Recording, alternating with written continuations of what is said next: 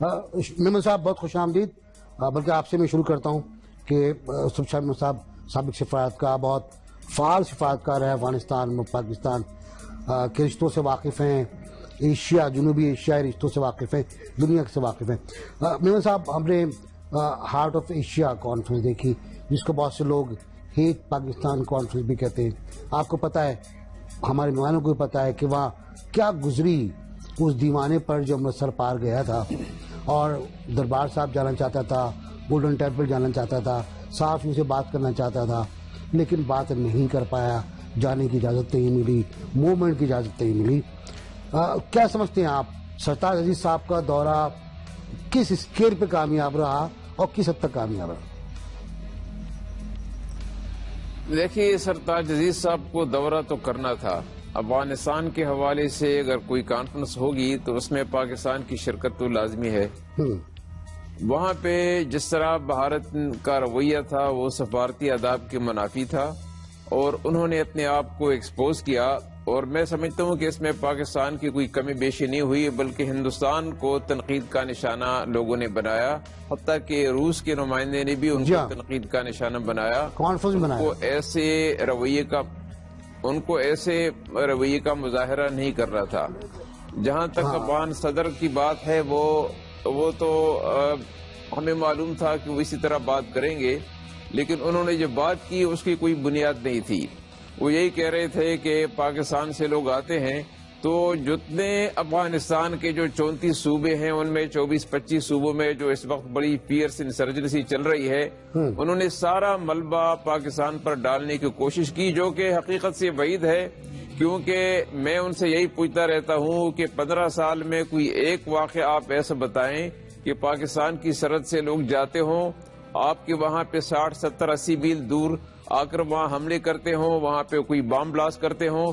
تو آپ نے یا امریکن نیٹو نے، آرمی نے کبھی کسی ایک جتے کو، گروپ کو، گروہ کو پکڑا، ان کو کنفرنٹ کیا، ان کو کیپچر کیا، ان کو ہلاک کیا، یا جاتے ہوئے یا آتے ہوئے؟ تو ان کے ایلیگیشن کی کوئی بنیاد نہیں تھی. دوسری بات، اگر کچھ سرحدی علاقوں میں اگر آپ یہ کہیں کہ پاکستان سے لوگ آتے جاتے ہیں تو وہ تو 4-5 صوبے ہیں. تو جو شمال میں صوبے ہیں جن کی سرحد تاجکستان سے ملتی ہے یا ازبکستان سے ملتی ہے یا ترکمانستان سے ملتی ہے، یا جو مغرب میں جن کی سرحد ایران سے ملتی ہے، وہاں پر کون انسرجنسی کرا رہا ہے؟ جو افغانستان کے مرکزی صوبے ہیں، غزنی، لوگر، وردک وغیرہ، جن کا پاکستان سے کوئی تعلق نہیں ہے، دور ہے، تو وہاں پر کون انسرجنسی کرا رہا ہے؟ تو میں سمجھتا ہوں کہ وہ ان کے ایلیگیشن، ان میں کوئی وقت، کوئی وہ سبسٹنس نہیں تھا، اس کو کوئی بنیاد نہیں تھی. آداب مہمان نوازی تھے، نہ آداب میزبانی تھے، نہ آداب سفارتکاری تھے. انہوں نے موقع غنیمت جانا. 40 ملکوں کے نمائندے وہاں موجود تھے اور یہ بہترین موقع تھا ان کے لیے کہ پاکستان پہ الزام لگائیں کہ پاکستان کی وجہ سے ہم انسرجنسی کو کنٹرول کرنے میں ناکام رہے ہیں. کانفرنس کیش کر گئے. ڈاکٹر ہما، آپ کیا سمجھتی ہیں کہ یہ کیا ہوا ہے، اور سرتاج صاحب کچھ لے کر واپس آئے یا کچھ دے کر آئے؟ دیکھیے، ظاہر ہے پاکستان تھوڑا سا تو ریڈ فیس بھی واپس آیا.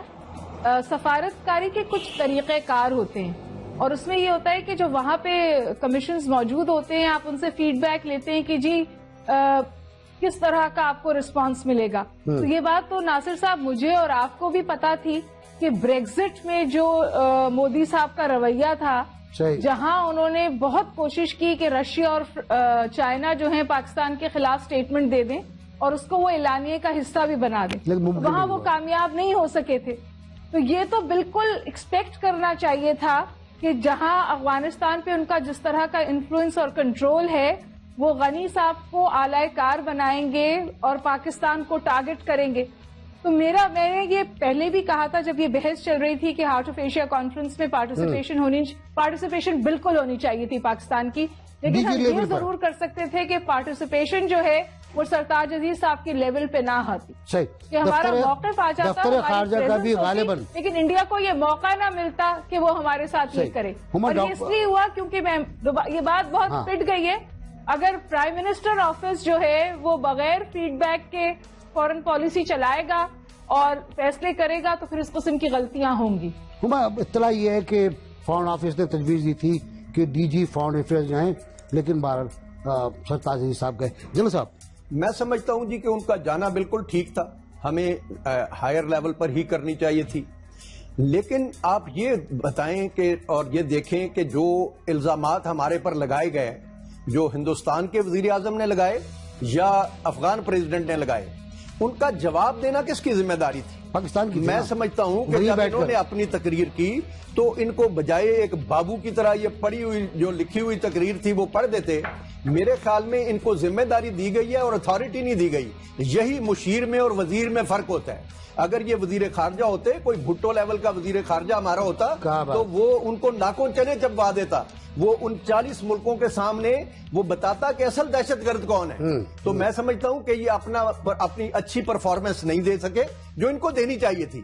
دیکھیں واپس آ کر انہوں نے پریس کانفرنس تک ان کو نہیں کرنے دی گئی. پاکستان میں آ کے انہوں نے دیکھیں وہ کہتے ہیں جنگ کے بعد جو موقع یاد ہے وہ اپنے منہ پر مارنا چاہیے. پاکستان میں آ کے اور پھر دیکھیں اس کا آفٹر میتھ کیا ہے. یہاں پاکستان میں آ کے ہمیں ایک مہم چلانی چاہیے تھی نا کہ انڈیا کے جو ڈیزائنز ہیں ان کو پوری دنیا کو بتاتے کہ انہوں نے جیسے رشیا کے مندوب نے وہاں کیا وہ ہم ساری دنیا کو بتاتے. یہاں آ کے جو انہوں نے ماشاءاللہ بیان دیا ہے وہ انہوں نے انڈیا کے حق میں بیان دے دیا ہے. انڈیا کے سارے کہاں سے آ گیا؟ انڈیا کے سارے چینلز اس بیان کو استعمال کر رہے ہیں کہ جی یہ پہلی دفعہ ہے کہ پاکستان خود مان رہا ہے at the foreign office level کہ کلبھوشن کا ہمیں کوئی ابھی تک انفارمیشن نہیں مل سکی. انفارمیشن تو ساری ٹیلی ویژن پر اس نے آ کے کنفیس کی ہے اور کیا انفارمیشن لینی ہے.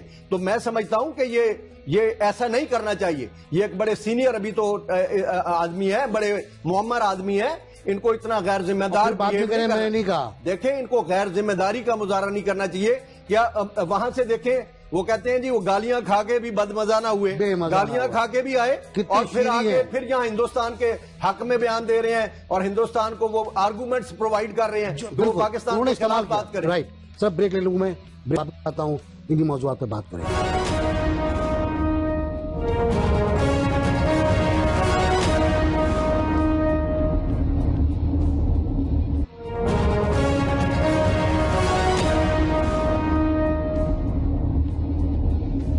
بیٹھ جی ہم بات کر رہے تھے ہارٹ آف ایشیا کی. بھیمل صاحب موجود ہیں ہمارے ساتھ، جنرل صاحب موجود ہیں، ڈاکٹر ہما موجود ہیں. ہما بتائیے گا جنرل صاحب جو بات کر رہے ہیں کہ جانا چاہیے تھا لیکن رٹی ہوئی اور لکھی ہوئی تقریر کے بجائے جواب دینا چاہیے تھا دو ٹوک انداز میں. اور ساتھ ہی ساتھ یہ بھی کہ سرتاج عزیز صاحب نے کیسا کیا کہہ دیا کلبھوشن یادو کے حق میں کہ بھارتی میڈیا ڈھول پیٹے جا رہا ہے مستقل. اگر جیہ للیتا نہیں مرتی تو وہ خبر چلتی رہتی. کیا کہیں گے؟ جنرل صاحب صحیح فرما رہے ہیں کہ میری تو ابھی یہ کہوں گی کہ اچھا ہوتا کہ سرتاج عزیز صاحب نہیں جاتے، لیکن اگر وہ گئے تھے تو پھر انہیں رسپونڈ کرنا چاہیے تھا اس وقت جو ایلیگیشنز لگی تھی. یہ بات تو بالکل بجا فرما رہے ہیں. لیکن اس کے ساتھ ساتھ اگر اس وقت یہ چیز نہیں ہوئی تھی کیونکہ ان کا میڈیا کانٹیکٹ کرٹیل کیا گیا تھا تو کم از کم واپس آ کر نہ صرف سرتاج عزیز صاحب کو بلکہ پوری جو ہماری مشنری ہے فارن آفس کی اسے یہ کام کرنا چاہیے تھا. یہ بات بالکل صحیح ہے کہ انڈیا میں اب یہ بات بہت اچھالی جا رہی ہے کہ ہم نے اعتراف کر لیا ہے کہ ہمارے پاس پروف نہیں ہے. ہر چینل پہ ان کے یہ بات چل رہی ہے اور اس حوالے سے بھی انفارچونیٹلی ہمارے یہاں سے کوئی کلیریفیکیشن نہیں آئی، بلکہ آئی واز سرپرائزڈ کہ شاید ISPR کی طرف سے بھی نہیں آئی. کیونکہ بہت دفعہ یہ جو کمیونیکیشن کا ویکیوم ہوتا ہے اس کو ہم بہت کرٹیسائز بھی کرتے ہیں لیکن اس کو ISPR فل کر دیتی ہے. ISPR کا تو اس میں کوئی کردار نظر نہیں آتا. یہ سول گورنمنٹ کا مسئلہ کردار تو نہیں ہے لیکن اسٹیٹمنٹ آ جاتا ہے تو کوئی کلیریفیکیشن ہو جاتی کہ نہیں جی ہمارے پاس. انفارچونیٹلی وہاں پر جو اس وقت ہمیں ٹارگٹ کیا جا رہا ہے اس کے خلاف ہم نے کوئی ڈیفینس ہی پیش نہیں کیا.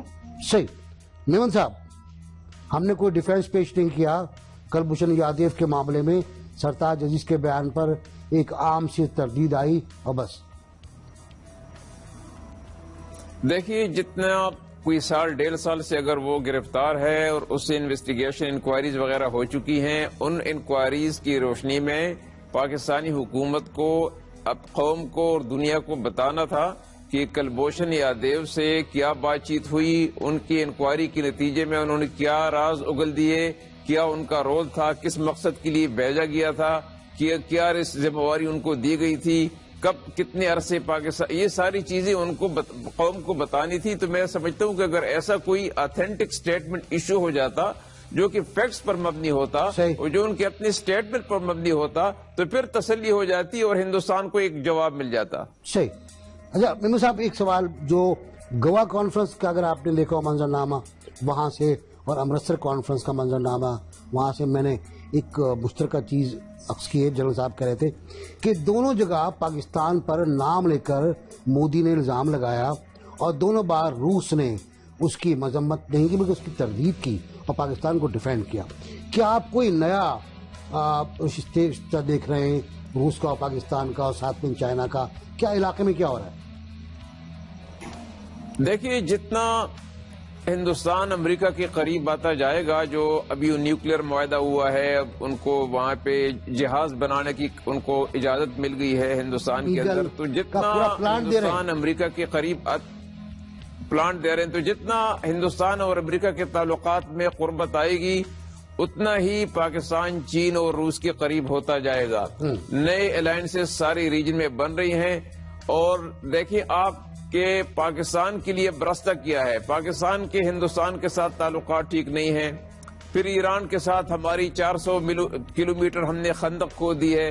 پھر افغانستان کے ساتھ بھی رولر کوسٹر رائڈ ہے، کبھی اچھے ہوتے ہیں کبھی خراب ہو جاتے ہیں. تو اب صرف چین پہ تو ہم تکیہ نہیں کر سکتے، ہمیں تو اور ملکوں کی طرف، ریجنل ملکوں کی طرف بھی دیکھنا ہوگا.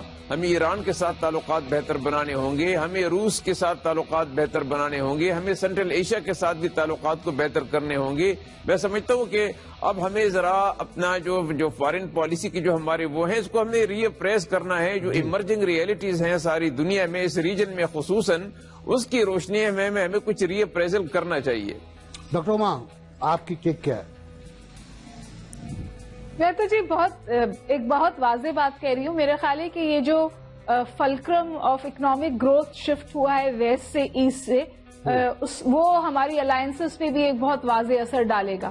اور میرا خیال ہے کہ جو اور جو صورتحال جس کا آپ نے ابھی ناصر اشارہ کیا تھا، اس میں جو نئے کیپٹلز پاکستان کو کلٹیویٹ کرنے چاہیے وہ ہے بیجنگ، ماسکو اور تہران.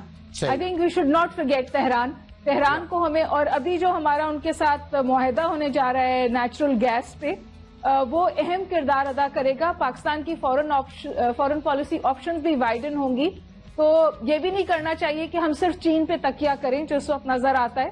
میرا خیال ہے کہ ہمیں اپنی آپشنز پھیلانی چاہیے، اور نہ میں یہ کہہ رہی ہوں کہ امریکہ سے تعلقات خراب کرنے چاہیے. ٹھیک ہے، صرف اپنی فورن پالیسی آپشنز بڑھانی چاہیے. دوبارہ بالکل دیکھیں، بالکل درست بات ہے. ہماری کمزور سفارتکاری ہے جو سب کو نظر آ رہی. دیکھیں اس کا علاج یہ نہیں ہے کہ ہم خاموش ہو کر بیٹھ جائیں، ہمیں اپنی سفارتکاری کو بہتر کرنا ہے. دیکھیں ایران ایک اسلامی ملک ہے، افغانستان ایک اسلامی ملک ہے، ہمیں ایک ایڈوانٹیج حاصل ہے. اگر اس کے باوجود ہم ان کو دوست نہیں بنا پاتے، وہ انڈیا کے زیادہ قریب چلے جاتے ہیں، تو there is something terribly wrong with our foreign policy. تو میں سمجھتا ہوں کہ ہمیں اپنی فارن پالیسی کو درست سمت میں گامزن کرنے کی ضرورت ہے. اور دیکھیں کہ ہمارا فارن منسٹر آج تک نہیں ہے. اس حکومت کا ٹینیور ختم ہونے کے قریب آ گیا ہے. ہم نے چلے ہوئے کارتوسوں پر تکیہ کیا ہوا ہے. ایک ریٹائرڈ ایمبیسڈر اور ایک ماشاءاللہ اتنے بڑے بزرگ کہ 75-80 سال ان کی عمر ہے. Why cannot we have fresh people? ہمیں اچھے لوگ آگے لانے چاہیے، میرٹ پر کام کرنا چاہیے. اس ملک کا بہترین دماغ جو ہے وہ ہمارا فارن منسٹر ہونا چاہیے، ارریسپیکٹو آف دی پارٹی. رہے ہیں کیسے کیسے فارن منسٹر پاکستان نے پیدا کیے ہیں. تو صاحبزادہ یعقوب تھے، اس سے پہلے بہت اچھے ذوالفقار علی بھٹو تھے. تو ہمیں اچھے فارن منسٹر کی ضرورت ہے. دیکھیں جو وزیر اعظم خود فارن منسٹر بنے ہوئے، ان کا کام تو دیکھیں وہ تو اپنے آپ کو ڈیفینڈ نہیں کر پا رہے ہیں. ابھی وزیر اعظم کا کام کرنے کے لیے ان کے پاس وقت نہیں ہے. تو اس کے لیے تو ایک فل ٹائم منسٹر کی ضرورت ہے. تو ہم تو یہ کہہ کے تھک گئے ہیں کہ فارن منسٹر فل ٹائم بنایا جائے تاکہ وہ 24 گھنٹے سوچے کہ پاکستان کو کیا کرنا چاہیے. ایڈوائز نئی لائنز منسٹر ٹیک ڈیسیژن. ہمیں نئے کیپٹلز کی طرف دیکھنا چاہیے. دیکھیں اب وہ آپ کو پروٹوکول ہی نہیں، یہ نئے نہیں ہے، یہ پرانے نہیں ہے جی، یہ نئے کیپٹل نہیں ہے جن کا نام آ رہا ہے. اچھا نام بتائیں نا. ہاں ایک نہیں نام ابھی نہیں بتا سکتی، لیکن ایک فارمر ایمبیسڈر ہے جن کا نام آ رہا ہے फॉरेन मिनिस्टर अल्लाह करे कि आए, और मैं कहता हूँ अगर डॉक्टर साहब को बना देना तो she can perform much better. अगर डॉक्टर साहब को फॉरेन मिनिस्टर बना देना, मैं सीरियसली ये बात कर रहा हूँ। देखें ये 24 घंटे सोचेंगे, इनका इल्म है, सबसे सीख रही हूँ। हुमा की जो एक्सपर्टी है, नहीं मैं कह रहा हूँ जी कि फ्रेश माइंड है, और ये पाकिस्तानी है ना जी, हमें पाकिस्तानी फॉरेन मिनिस्टर चाहिए। हमें अभी ये जो बात की है इन्होंने, और इंडिया को सारा असला मुहैया कर दिया है पाकिस्तान पे फायर करने का, ये कैसे ये कैसे मुशीर हैं? मैं हैरान हूं। मैं तो एक पाकिस्तानी की हैसियत से मुतालबा करूंगा कि इनको इस बात में माजूल किया जाए। राय जी, जनरल साहब कह रहे माजूल किया जाए। मैं बता रहा हूँ आपको, जो जिक्र जनरल साहब से कर रहे थे कि अमेरिका F-16, F-18 ईगल और जो भी नाम आप साथ पे लगा लें F-18 के, उस तैयारे नहीं दे रहा हिंदुस्तान को। पूरा प्लान टेक्सास से मुंतकिल कर रहा है हिंदुस्तान। ब्रेक के